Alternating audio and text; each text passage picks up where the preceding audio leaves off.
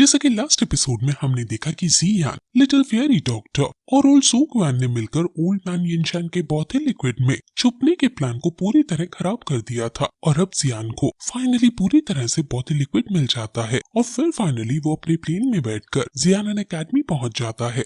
जियानन academy का infrastructure बहुत बदल गया है और बहुत ज्यादा अच्छा हो गया है। सभी अपने ग्रेट एल्डर को लौटता हुआ देख काफी खुश होते हैं और वो जियान को इंट्रोड्यूस करवाने ही वाले होते हैं कि देखो यहाँ कौन वापस आया है। कि इससे पहले ही जियान वहाँ से निकल जाता है। वो जियानन एकेडमी के बाहर में घूमने लगता है जो बहुत ज्यादा बड़ा बन गया है। जिया यहीं पर पली बड़ी है इसलिए उसको यहाँ की एक एक चीज पता है, इसलिए वो पॉइजन गर्ल को अपने साथ बाजार घूमने और खिलाने पिलाने के लिए हाथ पकड़ कर ले जाती है और जियान फिर पैनमैन से जो उसने अपनी टाइम पर एस्टैब्लिश किया था वहाँ जाने लगता है। जियान पैनमैन के मेंबर्स को देखकर कहता है कि लगता ही नहीं कि 2 साल बीत गए हैं, कुछ भी यहाँ नहीं बदला है पैनमैन में। वहाँ फिर वो एक भीड़ को देखता है जो एक लड़की के एल्केमी स्किल्स को देख रहे थे। वो लड़की वेदर पिल्स बना रही है और इसका नाम ये लिनजैन है। ये लिनजैन अपनी फायर का यूज करके बहुत स्टाइल में पिल्स बना रही है और जियान उसको देखकर काफी हैरान होता है कि इतनी सी उम्र में ये लेवल 4 की पिल्स बना रही है। ये काफी टैलेंटेड लड़की है और फाइनली वो पिल को बना लेती है। जियान कहता है पिल बहुत अच्छी है लेकिन शब्द सुनते ही वो लड़की कहती है कि लेकिन क्या, जिस पर जियान कहता है कि अगर फायर को तुम और प्रिसाइज कर लो और पिल फॉर्मेशन की ड्यूरेशन को बढ़ा दो तो वेदर पिल की क्वालिटी और बेहतर हो सकती है। ये चीज उस लड़की को ठीक लगती है लेकिन इससे पहले कि वो कुछ बोल पाए वहाँ खड़ी पैनमैन के मेंबर्स कहती हैं कि आखिर तुम हो कौन और हमारी सीनियर लिनजैन को गलत साबित कैसे कर रहे हो। तुम्हें पहले पैनमैन में किसने देखा भी नहीं है, आखिर किसने तुम्हें यहाँ भेजा है। वो लड़की भी आगे आकर कहती है कि ये पैनमैन का हेडक्वार्टर है और यहाँ सिर्फ पैनमैन के लोग ही आ सकते हैं और तुमने पैनमैन की यूनिफॉर्म भी नहीं पहनी है जो कि रूल्स के खिलाफ है। आखिर तुम किस डिपार्टमेंट से हो। जिस पर जियान कहता है कि मैं किसी से मिलने आया हूँ। वो लड़की कहती है कि अगर कोई आउटसाइडर पैनमैन में किसी मेंबर से मिलना चाहता है तो उसके लिए गाइड का होना जरूरी है, तुम ऐसे ही अंदर नहीं आ सकते हो। आखिर वैसे तुम ढूंढ किसे रहे हो। जिस पर जियान कहता है कि वो हुसिया और वो हाउ को ढूंढ रहा है। वो पैनमैन मेंबर्स और ज्यादा सतर्क हो जाते हैं कि आखिर तुम्हें किस फोर्स ने भेजा है और तुम हमारे हेड्स को क्यों ढूंढ रहे हो, तुम्हारा आखिर उद्देश्य क्या है। अब वो ये बात कर ही रहे थे कि तभी वहाँ वू हाउ की तलवार आती है और वो जियान पर हमला कर देती है। हुसिया भी जियान पर हमला कर देती है और जियान उनसे बचने लगता है। हुसिया खुश होते हुए कहती है कि तो तुम्हें 2 साल बाद हमारी एकेडमी की याद आ ही गई। जियान का नाम सुनकर सब हैरान हो जाते हैं और सभी पैनमैन मेंबर्स समझ जाते हैं कि ये वो जियान है जिसने पैनमैन को एस्टैब्लिश किया था और सब जियान को देखकर बहुत ज्यादा खुश हो जाते हैं। वो हाउ कहता है कि जब से हम उस वैली में अलग हुए हैं तब से मेरी स्ट्रेंथ बहुत बढ़ गई है, तो क्यों ना एक हाथ हो जाए। जिस पर जियान हंसते हुए पूरी ताकत का यूज करने को कहता है और वो हाउ और हुसिया मिलकर जियान पर हमला करने लगते हैं। लेकिन पहले तो जियान अपनी 3000 थंडर स्ट्राइक का यूज करके उनसे बचता है, लेकिन इस बीच बचाव में वो हुसिया के ट्रैप में फंस जाता है और हुसिया उसके पैरों को बांध देती है, जिस वजह से वो और ज्यादा 3000 थंडर स्ट्राइक का यूज नहीं कर पाता। लेकिन फिर भी वो अपने हाथों का ही यूज करके सिर्फ हुसिया के हथियार को पकड़कर फेंक देता है और वो हाउ को भी इसी तरह उठाकर फेंक देता है और फिर गिरते हुए दोनों को खुद ही संभाल लेता है। सभी समझ जाते हैं कि उनका फॉर्मर लीडर जियान कितना ज्यादा ताकतवर है। जियान उन दोनों से कहता है कि तुम बहुत ज्यादा ताकतवर हो गए हो इन 2 सालों में। जिस पर हुसिया कहती है कि तुम्हारे बराबर तो नहीं ना, और वो सब काफी हंसते हैं। सभी जियान का स्वागत करते हैं लेकिन वो लड़की जिनलैन जियान को देखकर विस्मित और शर्मा सी रही थी। जिनलैन अब थोड़ी देर बाद जियान को चाय ऑफर करती है और जियान भी उसके एल्केमी टैलेंट की तारीफ करता है। वो हाउ बताता है कि अब इन अकेडमी में पैनमैन के पास सबसे ज्यादा स्ट्रॉन्ग पीपल हैं और टॉप 50 में से आधे से ज्यादा मेंबर्स हमारे पैनमैन से ही हैं। वो हाउ पूछता है कि अब तुम अकेडमी में कितना समय तक के लिए रुकने के लिए आए हो। जिस पर जियान कहता है कि ज्यादा समय के लिए नहीं, और जब सारे यहाँ के मैटर सॉल्व हो जाएंगे तब वो कॉन्टिनेंट में जाकर हेवनली फ्लेम्स ढूंढेगा। हेवनली फ्लेम्स सुनकर जिनलैन शॉक सी हो जाती है। जियान अब एल्डर सूक्वान से मिलने जाता है और वो सारी बात एल्डर सूक्वान को बता देता है कि कैसे उसके शरीर में पॉइजन है और वो पॉइजन अब सिर्फ एक दौजुन लेवल का ही मास्टर हटा सकता है, लेकिन दौजुन का मिलना बहुत ज्यादा मुश्किल है।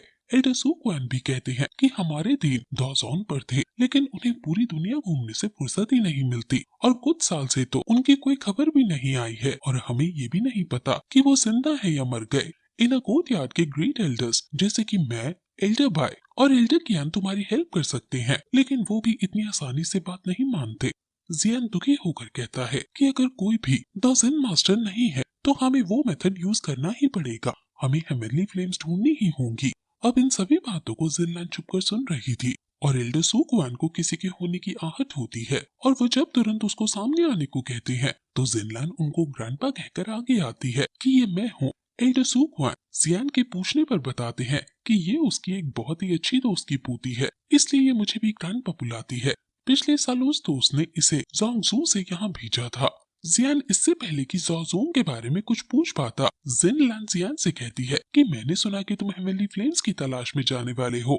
मेरे पास हेवनली फ्लेम्स तक पहुंचने के शायद कुछ क्लूज हैं, लेकिन हेवनली फ्लेम्स मेरी फैमिलीज के संग कुछ दिक्कतों के साथ बनी हुई है। एल्डर सुकवान उसे कहते हैं कि तुम्हें अपनी फैमिली प्रॉब्लम्स को यहाँ इन्वॉल्व नहीं करना चाहिए, लेकिन जियान कहता है कि तुम खुलकर अपनी प्रॉब्लम्स हमें बता सकती हो। अगर मैं कर सकता हूँ तो मैं जरूर हेल्प करूंगा। जिस पर जिनलैन उससे डायरेक्टली कह देती है कि मैं चाहती हूँ कि तुम मेरी फैमिली की मदद करो, जिससे वो फिर से पिल्टार एल्डर में मेन पोजीशन हासिल कर सके। एल्डर सुकवान उसे मना करने की कोशिश करते हैं कि तुम ऐसे ही किसी की हेल्प नहीं मांग सकती, और वैसे भी जियान के लिए पिल्टार में एंटर करना मुश्किल होगा क्योंकि वहां जाने के लिए एटलीस्ट 7 ग्रेड का अल्केमिस्ट होना जरूरी है। जिनलैन कहती है कि मुझे पता है कि जियान लेवल 7 की पिल्स अभी नहीं बना सकते हैं, लेकिन ये सबसे ज्यादा टैलेंटेड पर्सन है मेरी नजर में जितनों से भी मैं मिली हूँ, और ये जरूर कुछ समय में उस लेवल तक पहुँच जाएंगे। अगर तुम मेरी हेल्प करने के लिए एग्री कर जाओगे तो मैं जरूर तुम्हें हेवनली फ्लेम्स के बारे में क्लूज दूंगी।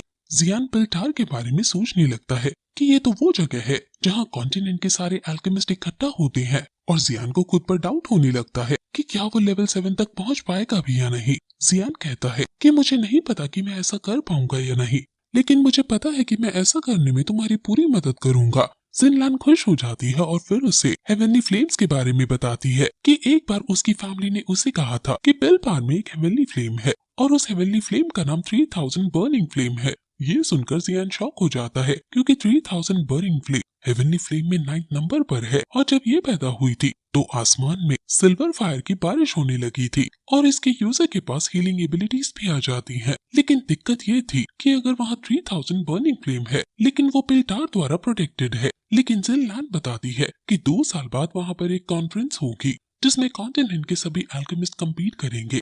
एक बार तो मास्टर या लॉ भी उस कंपटीशन में जीते थे। वहाँ बड़े बड़े अल्केमिस्ट होंगे और जो विनर होगा उसको 3000 बर्निंग फ्लेम लेने का भी मौका मिलेगा अगर उसमें काबिलियत होगी।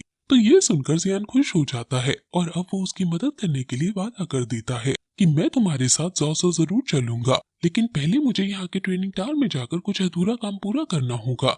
एल्डर सुकवान हंसकर कहते हैं कि तुम उसे भूले नहीं हो। अब शाम को जियान अकेले में जब मेडिटेट कर रहा होता है तो सोचता है कि ज़ो में ना जाने उसे किस मुसीबत का सामना करना पड़े, इसलिए उसे और ज्यादा ट्रिक सीखनी होगी।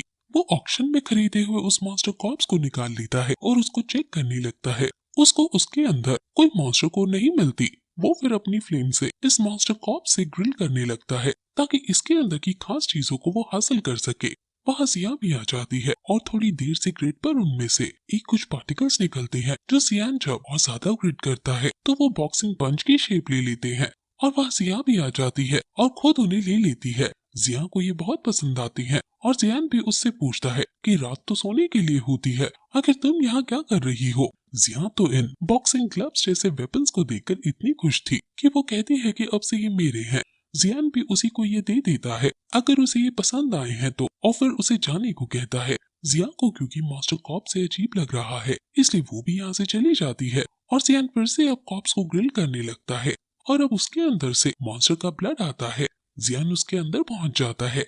ये मॉन्स्टर की कॉप्स का कॉन्शियसनेस पीस है और वहाँ तभी वो मॉन्स्टर उसके सामने आता है और कहता है कि बेशक मैं मर चुका हूँ लेकिन तुम जैसे तुच्छ मनुष्य से मैं नहीं यूज होऊंगा। वो उस पर हमला कर देता है और जियान भी उस पर पलटकर करता है और अपनी फ्लेम्स की बदौलत वो उससे बच जाता है और वो मॉन्स्टर को हराने ही वाला होता है कि वो मॉन्स्टर कहता है कि मेरी स्काई फैंटम फिनिक्स क्लैन तुम्हें माफ नहीं करेगी। जियान अब फिर से बाहर आता है और फिर से ग्रिल करता है और उसके अंदर उसे बहुत शानदार उसकी बोन से बनी हुई विंग्स मिलती हैं। वो उसे अपने अंदर अपना खून डालकर एक्टिवेट करता है और वो विंग्स जियान से जुड़ जाते हैं। जियान के पास अब मॉन्स्टर विंग्स और अपने एलिमेंट्स विंग्स दोनों की पार है, और जो बात क्वीन मेड्यूसा ने कही थी कि तुम बहुत स्लो उड़ती हो वो अब प्रॉब्लम दूर हो गई है और अब जोजो में जियान के सामने अगर कोई ऐसा एनिमी आया जिससे जियान नहीं जीत सकता है, तो जियान अब अपने इन विंग्स का यूज करके बहुत तेज उड़कर वहां से भाग सकने में हमेशा कामयाब होगा। वहीं दूसरी तरफ हम देखते हैं कि हान फैंग मोइन वैली का चीफ आ जाता है और उसे बताता है कि मोइन वैली के तीनों बड़े एल्डर्स मर गए। ये सुनकर गुस्से में मोइन वैली का चीफ बोलता है कि आखिर उन्हें किसने मारा, जिस पर हान फैंग इविल स्माइल देते हुए जियान का नाम लेता है और फिर यह एपिसोड यहीं खत्म हो जाता है।